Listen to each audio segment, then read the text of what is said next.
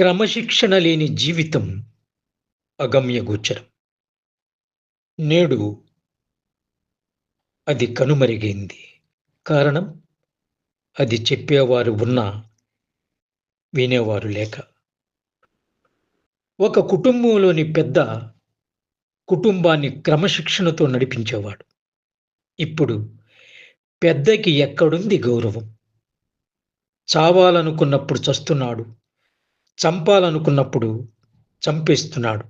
ఇది నేటి యువత తీరు. అంతా ఇష్టారాజ్యం.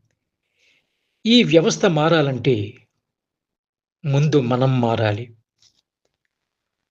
మనం మారాలంటే కొన్ని కఠిన చర్యలు తీసుకోవాలి పిల్లల విషయంలో.